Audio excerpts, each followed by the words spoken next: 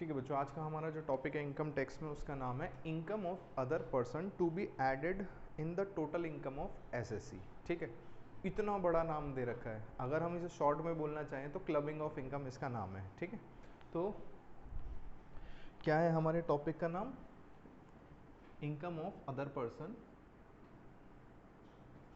Income of other person to be added in total income of SSC.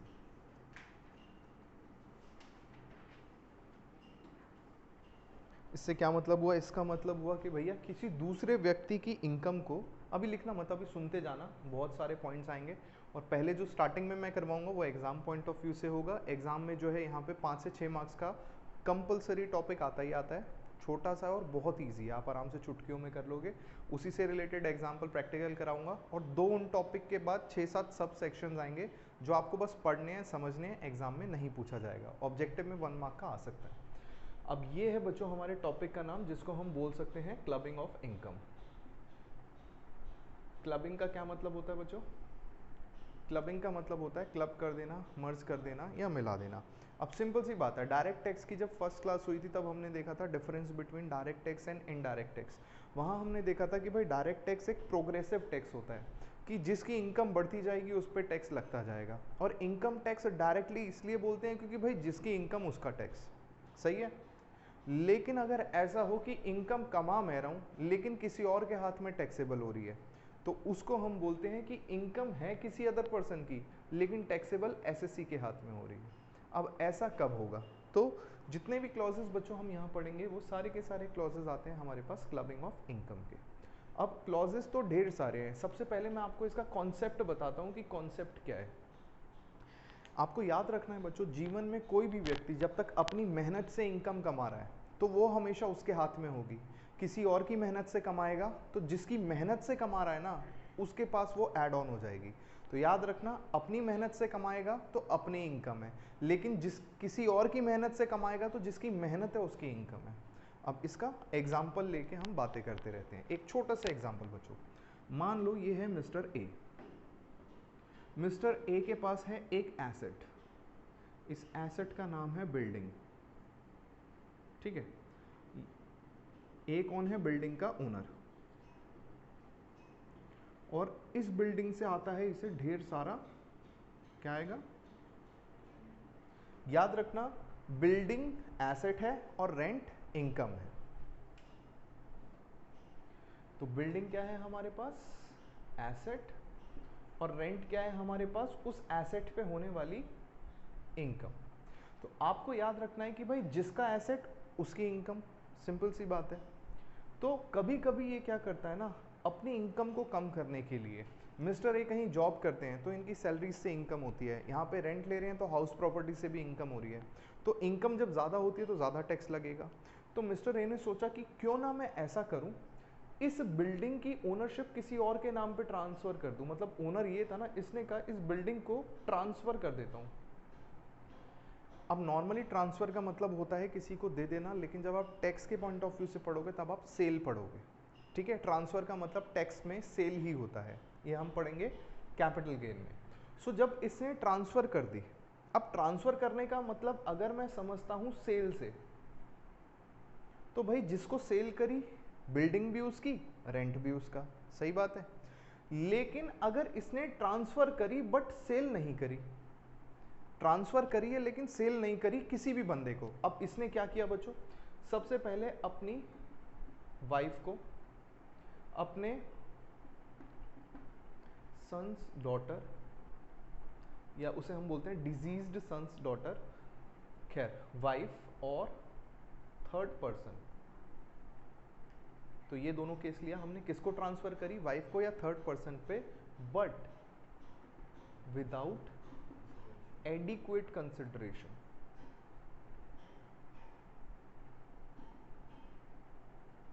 अब चाहे without consideration हो चाहे without adequate consideration हो, दोनों ही केसेस में इनकम टैक्स अथॉरिटी कहेगी कि भाई साहब आपने बिल्डिंग जो दी है ना वो ट्रांसफर तो करी है बट वो सेल नहीं करी।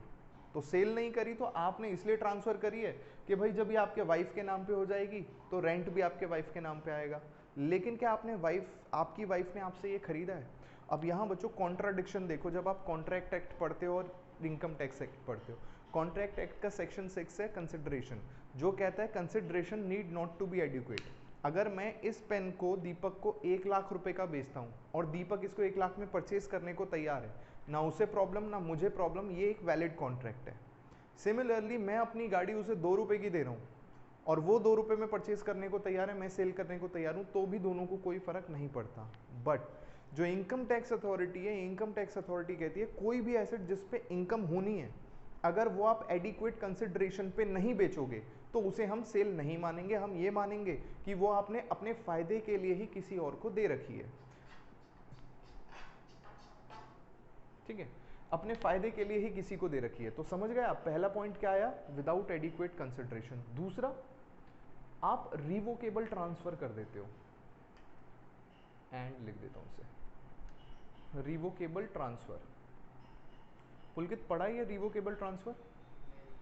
नहीं पढ़ा? रिवोकेबल वर्ड का मतलब पता है?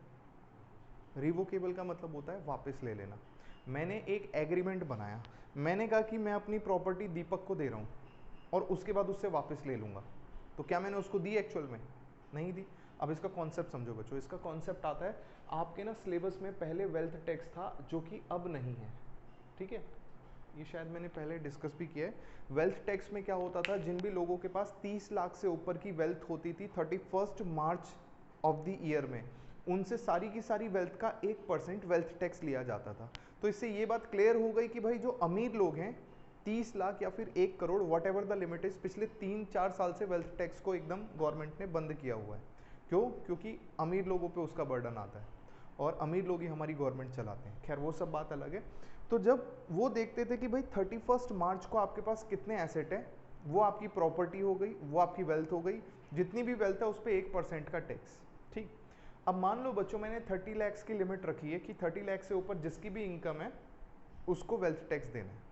अब मेरे पास जो टोटल वेल्थ है वो 35 लाख की है, इसके पास टोटल वेल्थ 5 लाख की है, तो इस पे तो टैक्स लगेगा नहीं, मेरे पे टैक्स लगेगा। बट वेल्थ किस दिन, जैसे बैलेंस शीट एक दिन बनती है ना 31 मार्च को, उस दिन देखते हैं क्या एसेट या लायबिलिटी है। Same to same wealth tax में 31 मार्च को देखते हैं। तो मैंने क्या कहा, मैंने दीपक को बुलाया, मैंने कहा दीपक देख मैं ना तुझे अपना एसेट दे रहा हूँ, ठीक है, ये एसेट मैंने 29 मार्च को इससे कॉन्ट्रैक्ट किया, ये मैं तेरे को दे रहा हूँ और 2 अप्रैल को ये वापस मेरा हो जाएगा। इसको बोलते हैं हम रिवोकेबल ट्रांसफर। वो ट्रांसफर जिसमें जो चीज दी है वो वापस रिवोकेट हो जाए, वो वापस आ जाए। रिवोकेशन का मतलब होता है वापस लेना या वापस आना। ठीक है, सो ये क्या हो गया बच्चों, रिवोकेशन ट्रांसफर, रिवोकेबल ट्रांसफर। तो आपने क्या किया, सिर्फ टैक्स बचाने के लिए कि 31 तारीख को मेरे पास एसेट ना रहे, इसीलिए आपने किसी और के नाम पे कर दिया, लेकिन आपने उसको पूरा का पूरा वो दिया ही नहीं, सेल ही नहीं करा। सो आपने क्या क्या देखा बच्चों कि किसी वाइफ को दे, थर्ड पर्सन को दे, किसी को भी दे, अगर एडिक्वेट कंसिडरेशन नहीं होगी तो ट्रांसफर नहीं माना जाएगा।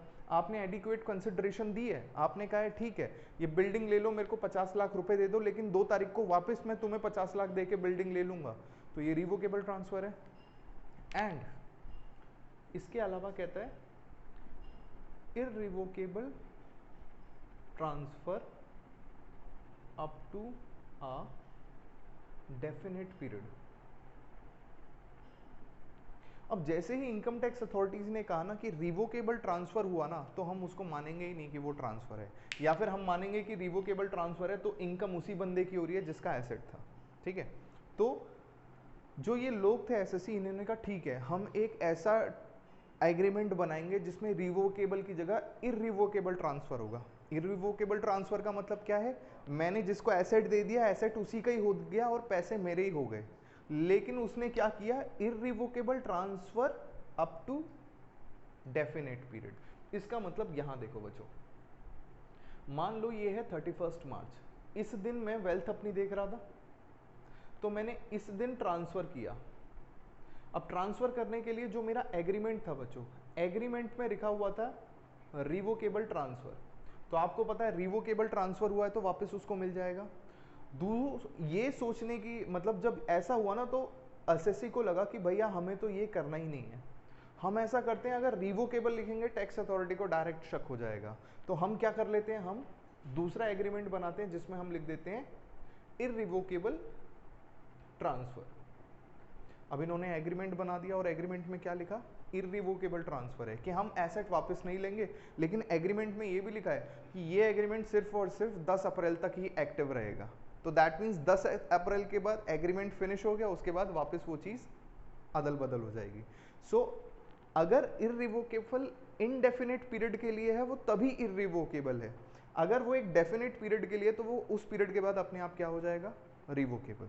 ओके, तो ये तो हो गया बच्चों हमारा कॉन्सेप्ट। कॉन्सेप्ट में जो पहला कॉन्सेप्ट हमने पढ़ा, क्या, अगर कोई भी व्यक्ति अपना एसेट किसी को दे दे विदाउट एडिक्वेट कंसिडरेशन और अंडर रिवोकेबल ट्रांसफर और under irrevocable transfer up to a definite period, उस केस में उस एसेट की इनकम ट्रांसफरी, कितने लोग हो गए यहाँ पे बच्चों, एक ओनर हो गया, ओनर को हम बोलते हैं ट्रांसफरर, जिसको चीज मिलती है उसको हम क्या बोलते हैं, ट्रांसफरी।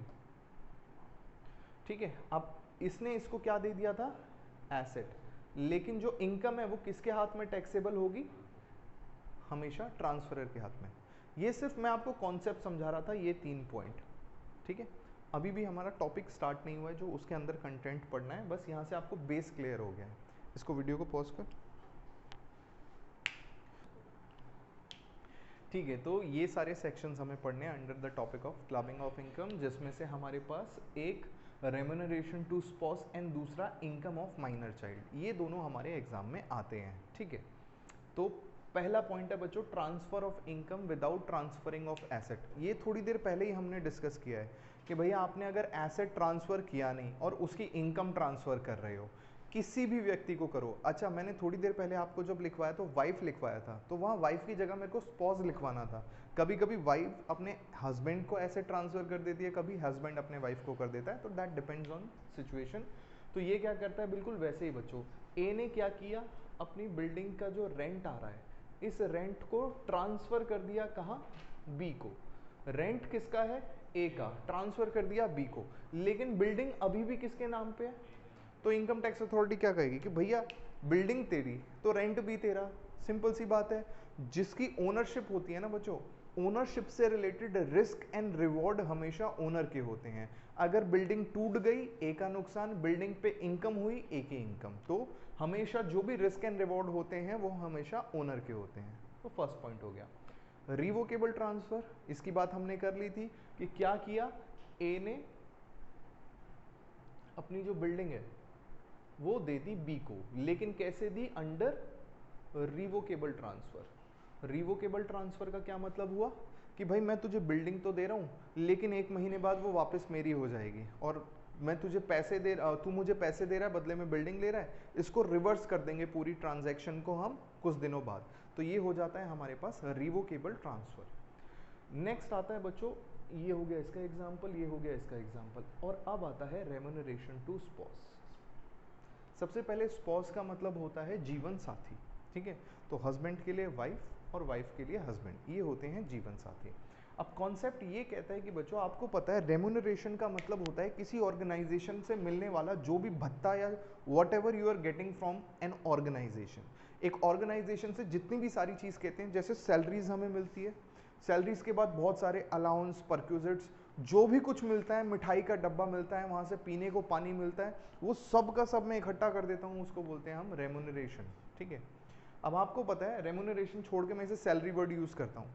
अगर सैलरी मेरी है तो टैक्स कौन देगा उस पर, मैं ही दूंगा। लेकिन यहाँ कहता है कि कभी कभी ऐसा होगा ना कि सैलरी इसको मिलेगी, लेकिन जो ये जॉब कर रहा है ना, ये व्यक्ति उस जॉब के लायक ही नहीं है। याद रखना, अगर लायक व्यक्ति किसी पोजीशन पे बैठा है, अपनी मेहनत से उस जॉब को कर रहा है, तो फिर उसी की इनकम है। लेकिन कोई नालायक व्यक्ति अगर उस जॉब पे बैठा है जो कि उसके हस्बैंड या वाइफ की वजह से लगी है, तो फिर इनकम किसकी हो जाएगी, इनकम जिसकी वजह से नौकरी लगी है। अब देखो एग्जाम्पल। एग्जाम्पल से पहले बच्चों इस डेफिनेशन में ये जो पॉइंट कहता है वो कहता है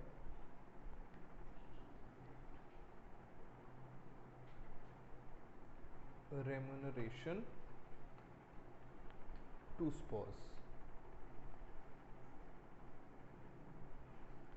तो यहाँ पे ये बोलता है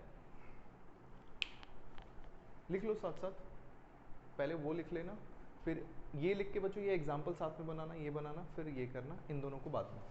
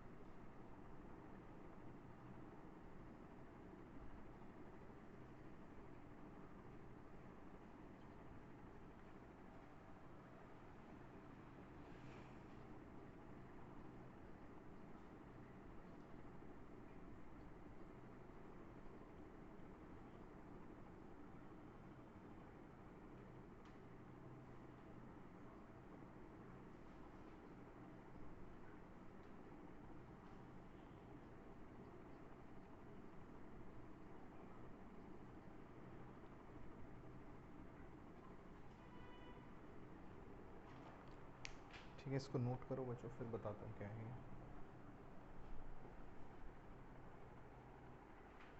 क्या हुआ, पॉज था क्या, रनिंग है ना?